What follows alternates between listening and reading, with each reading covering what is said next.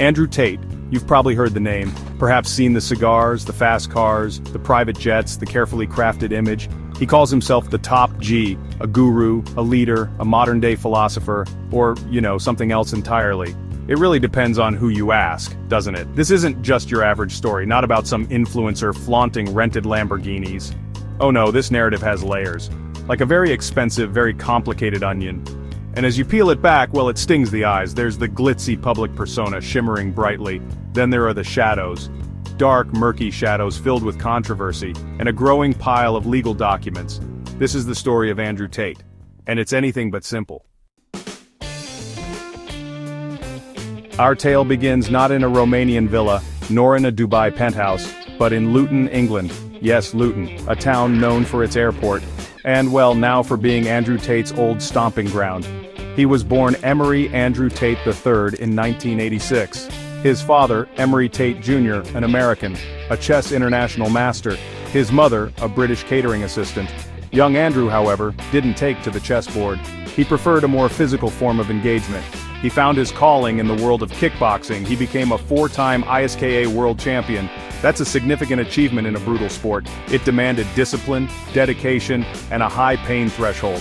This success in kickboxing wasn't just about titles. It gave him a platform, albeit a smaller one then. The fighting skills were just the beginning.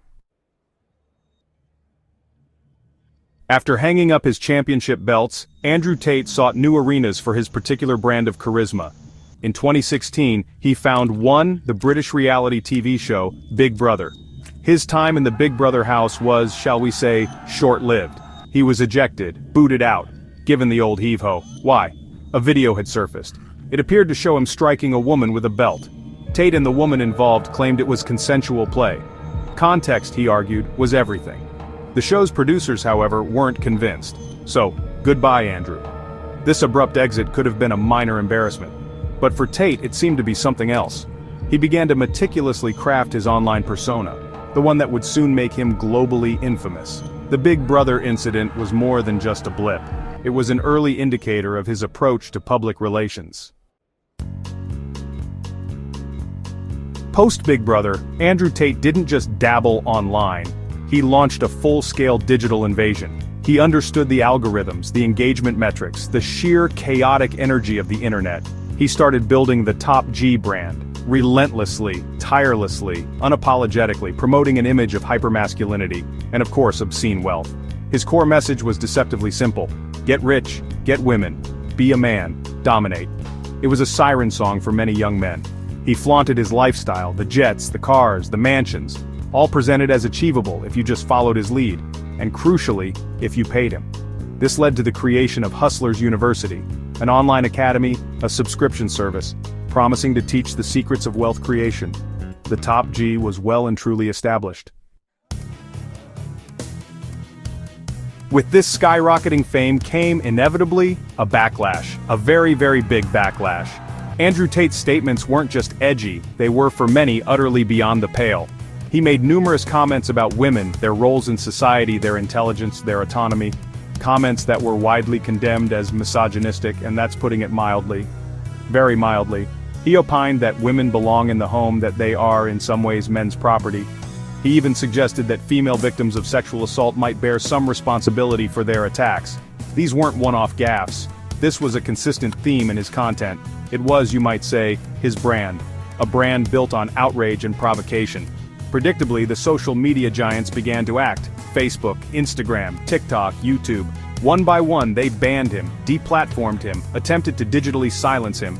His accounts, with their millions of followers, vanished. Yet, Tate being Tate, he spun this to his advantage. He claimed he was being silenced for speaking the truth. He simply moved to other platforms, or his own. While Andrew Tate was busy conquering the internet, troubles of a more tangible, legal nature were quietly simmering back in the United Kingdom. These weren't just about controversial opinions, these were about serious, criminal allegations. Allegations that predated his global internet fame, and they were starting to surface. It emerged that UK authorities had an interest in him. Specifically, they wanted to question him regarding allegations of sexual assault and physical abuse. These accusations reportedly dated back to between 2012 and 2015. 4 women also came forward to file a civil lawsuit in the UK. They accused Tate of rape and coercive control. These are incredibly serious claims. Claims that Tate has consistently and vehemently denied.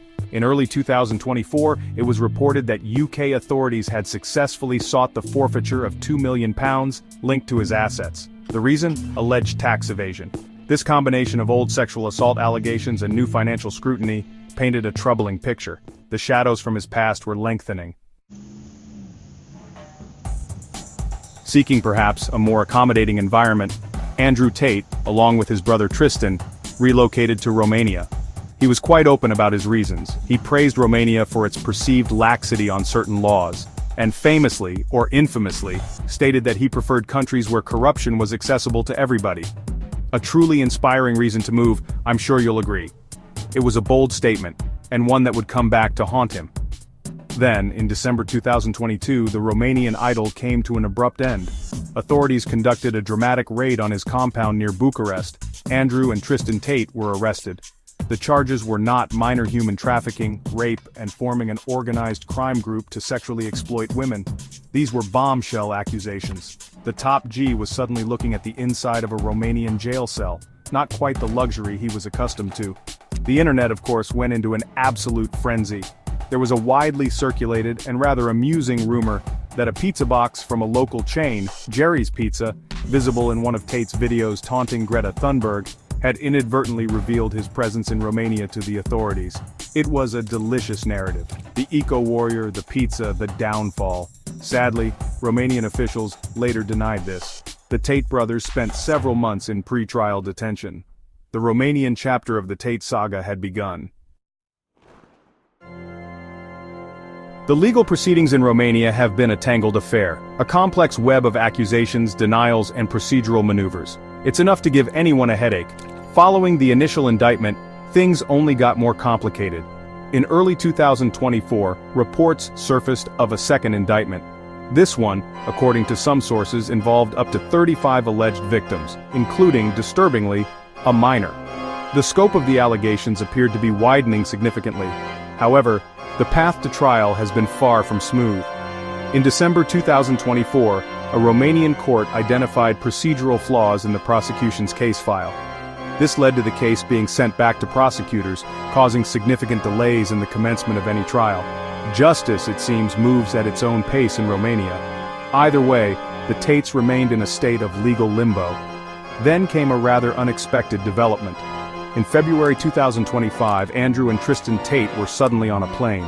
Destination Fort Lauderdale, Florida, USA.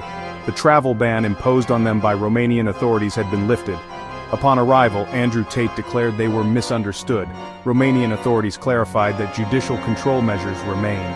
The saga had taken another bizarre transatlantic turn. So where does all this leave Andrew Tate?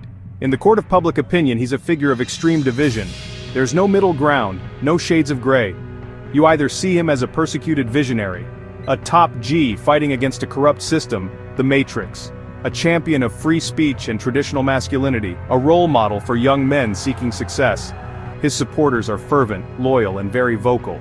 Or you see him as something else entirely, a dangerous demagogue promoting toxic misogyny, a manipulative figure exploiting vulnerable individuals, a grifter selling a fantasy built on dubious ethics, and potentially a serious criminal involved in heinous acts. His critics are equally passionate and equally loud. They view him as a threat to societal progress, a symbol of much that is wrong with online culture. The chasm between these two views is vast. As of today, May 25, 2025, Andrew Tate's influence persists. Despite the bans, the arrests, the indictments, the world will continue to watch.